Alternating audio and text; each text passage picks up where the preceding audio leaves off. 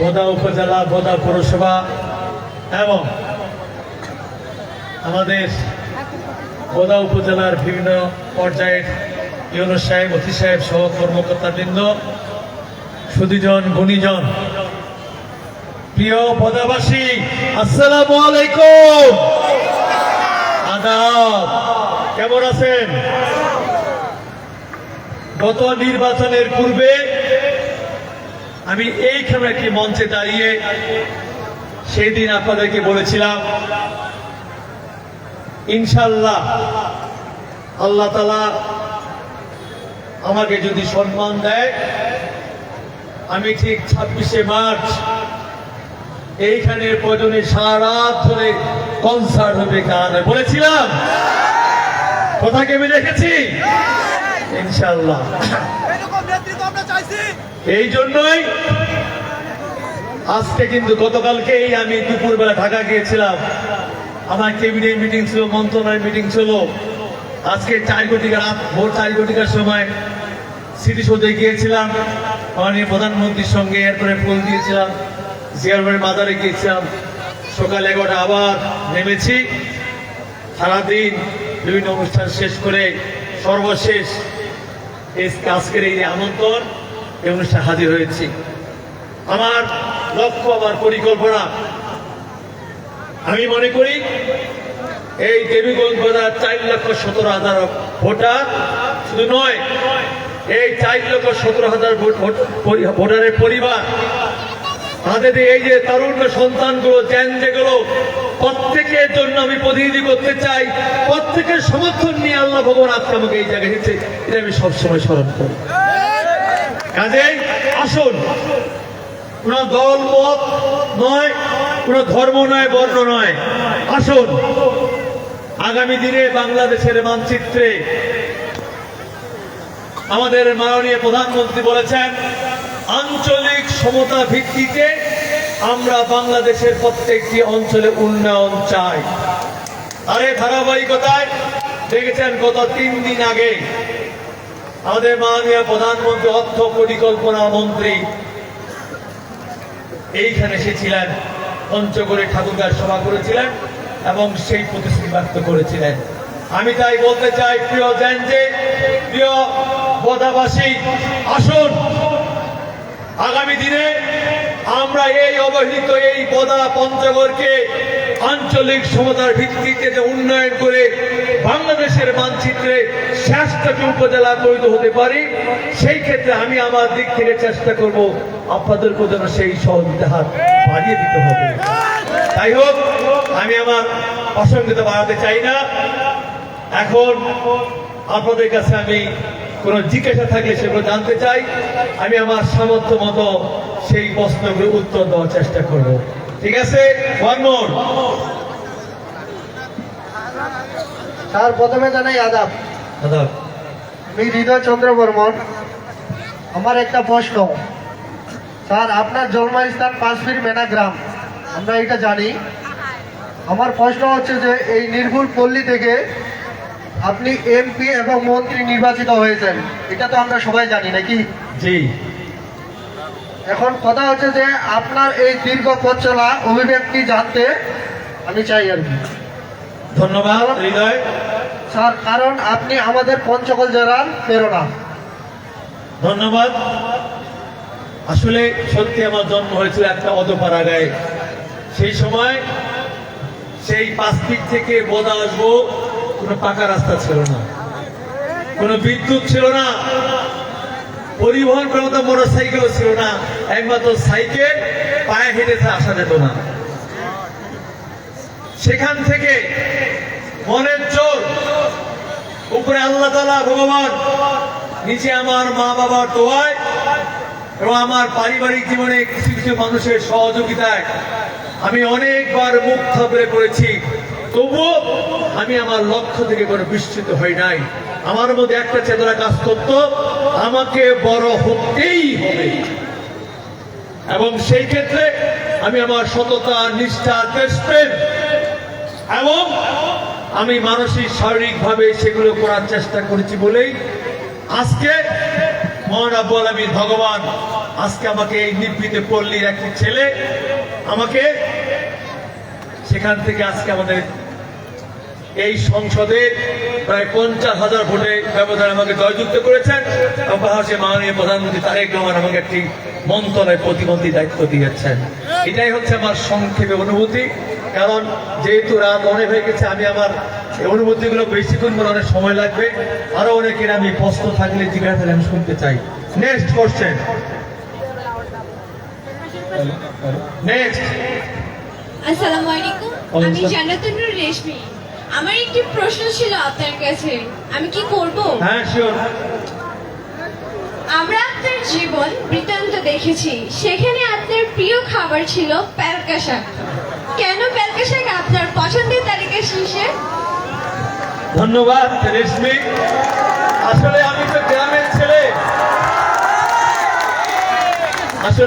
গ্রামের ছেলে, গ্রামে কিন্তু এটা ঐতিহ্যবাহী খাওয়া আছে প্যালকা, তাই না? এই সজনা পাতা, কচুর পাতা এবং আমাদের নাবা শাকের পাতা, এইগুলো দিয়ে একটা সুস্বাদু এবং স্বাস্থ্যকর সজনা পাতা শরীরের জন্য একটা মানুষের কত উপকারী, যারা এই বিষয়টা জানেন তারা ভালো করে বোঝেন, যারা আমাদের দেশের স্বাস্থ্যকর্মী আছেন বা বিভিন্ন ভেজিটেরিয়ান আছেন বা কোনাশিয়ান জানেন। কাজে সেই ক্ষেত্রে আমি ছোটকাল থেকে আমার অসম্ভব এই প্যালকা আমি খাওয়ার পরও গ্লাস দিয়ে জুসের মতো পিয়ে খেতাম এবং সেটা আমি এখন অব্যাহত রেখেছি। আমি আশা করব যে মানুষটি সজনা পাতার প্যালকা সপ্তাহে 2-3 দিন খাবে, তার কোলেস্টেরল বাড়বে না, তার হার্টের সমস্যা কম হবে, তার কিডনি ভালো থাকবে এবং শরীর অনেকটা সুস্থ থাকবে। ধন্যবাদ। Next question. স্যার আসসালামু আলাইকুম। আমাকে স্যার বলা যাবে না, আমি কিন্তু এর আগেও প্রোগ্রামে বলেছি আমি স্যার হওয়ার জন্য এখানে আসি নাই। আমি কারো ভাই, কারো মামা, কারো চাচা, কারো দাদা, কারো ফুপা আমাকে এই নামে সম্বোধন করবেন। আমি সেখানে নিজেকে খুবই অহংকার গর্ববোধ করি, কারণ আমি দিন শেষে আমি কিন্তু বোদার সন্তান। ওকে, ঠিক আছে। নেক্সট কোশ্চেন বলো। স্যার আমার কোশ্চেন হচ্ছে যে এই মাঠে আগে অনেক খেলাধুলা হইতো, সাংস্কৃতিক অনুষ্ঠান হইতো, বা দেখা যাচ্ছে যে কয়েক বছর থেকে এগুলো হচ্ছে না, এই বিষয়ে আপনার উত্তর কি স্যার? ধন্যবাদ। আমি নিজেই বাংলাদেশ ফুটবল ফেডারেশনের গভর্নমেন্ট রিলেশন কমিটির ডেপুটি চেয়ারম্যান এবং পঞ্চগড় জেলা ফুটবল ফেডারেশনের আহ্বায়ক। ও আমি ব্যক্তি জীবনে ছোটকাল থেকে একজন ক্রীড়ামোদী মানুষ, সাংস্কৃতিক মানুষ।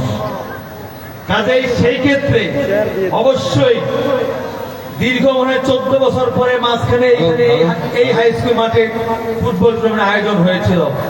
ইনশাল্লাহ আমার এখানে যে আমাদের উপজেলা নির্বাহী কর্মকর্তা আছেন রবুল শেখ, উনি অসম্ভব আমাদের সাংস্কৃতিক মানুষ, ক্রীড়ামোদী মানুষ, এবং আমাদের যে বিশেষ করে আমাদের যে থানা দায়িত্বে আছে কর্মকর্তা সোহেল, সেও আমি শুধু বলতে চাই ইনশাল্লাহ আগামী 1 বৈশাখ বাংলাদেশের ঐতিহ্য আমরা অনেকেই বাংলাকে ভুলে গেছি। সেদিন আমি কথা দিয়েছিলাম আমরা সরকার গঠন করলে ফ্যামিলি কার্ড দিব, কৃষক কার্ড দিব। এই এলাকার নির্বাচনে সর্বোচ্চ সংখ্যক ভোটের রেশিওতে 5 ইউনিয়নের মানুষজন আমাকে বেশি ভোটে জয়যুক্ত করেছে। এই জন্য মাননীয় প্রধানমন্ত্রী কথা দিয়েছেন আগামী 1 এপ্রিল 1 বৈশাখ 5 পীরে কয়েক আমরা আমাদের এই মাঠে অবশ্যই বিগত দিনে ঐতিহ্য ধরে রেখে আমাদের সমাজ, আমাদের পরিবেশ ঠিক রেখে, আমাদের আইন শৃঙ্খলা ঠিক রেখে আমরা অবশ্যই সাংস্কৃতিক হবে, গান হবে, কবিতা হবে, নাটক হবে, খেলাধুলা হবে এবং বিভিন্ন সামাজিক অনুষ্ঠান হবে। এমনকি আমার পরিকল্পনা আছে এই বোদা থেকে কিছু কিছু ইয়াং যুবক উদ্যোক্তা তৈরি করা, প্রয়োজনে উদ্যোক্তাদেরকে নিয়ে আমি মেলা করতে চাই। কারণ আমাদের এই অঞ্চলের মানুষ, আমাদের এই অঞ্চলের ছেলেরা, আমাদের এই অঞ্চলের মুরব্বীরা সাহসী নয়, ইন্ডাস্ট্রি মিল ফ্যাক্টরি করতে চায় না। আমাকে গতকালকে মাননীয় প্রধানমন্ত্রী বলেছেন তুমি তো এলাকার মানুষকে সাহসী করে তোলো, তারা যেন বিশেষ করে অ্যাগ্রো বেস আগামীতে যেন ইন্ডাস্ট্রি করতে সাহস পায়, ওই বাপের জমি আছে ওই আবাদ করে দিন না চলে উদ্যমী হওয়ার চেষ্টা করো। আমি এর ফাঁকে জেনদের সহ যারা আমার এই কথাগুলো শুনছেন, প্রিয় বোদাবাসী, এগিয়ে আসুন, এগ্রিকালচার ভিত্তিক আমরা আগামী দিনে এই দেবীগঞ্জ বোদা পঞ্চগড় গড়ে তুলব এবং ইনশাল্লাহ দেবীগঞ্জে ইকোনো জোন অবশ্যই হবে আপনাদের সহযোগিতায়।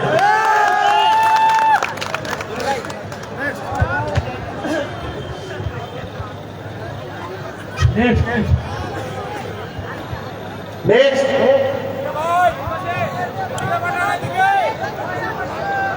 হ্যালো মামা আসসালামু আলাইকুম, আমি মোহাম্মদ নাসির হোসেন। আপনাকে এলাকায় অনেকে ফাটাকৃষ্ট মন্ত্রী বলতেছে, আপনি কি আসলে ফাটাকৃষ্টর মতো আমাদের এলাকায় মাদক নিয়ে আপনি কোনো কাজ কেউ করবেন?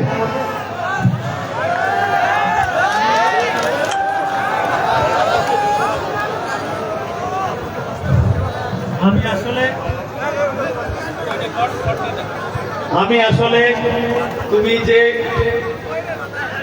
ফাটাকেস্ট বললে আমি এর অর্থ জানি না,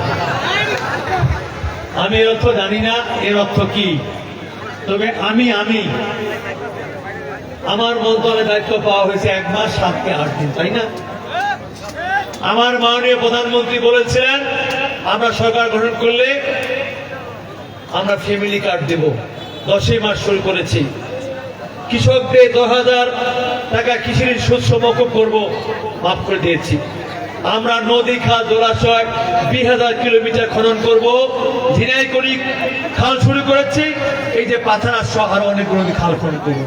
আমরা বলেছি আমরা ইমাম মুয়াজ্জিন পুরোহিত সেবকদেরকে সম্মানী ভাতা দেব, গত 16 মাস শুরু করেছি। আগামী 1 এপ্রিল 1 বৈশাখ আমরা কৃষক কাটা শুরু করব। কাজেই আমরা আমাদের প্রত্যেকটি ইস্তিহার 1 মাসের মাথায় শুরু করলাম। আমি জানি না এর ব্যাখ্যা ফাটাকৃষ্ট নাকি এর ব্যাখ্যা জনগণের প্রত্যাশা পূরণ, আপনারা সেটা বিচার করবেন। ধন্যবাদ।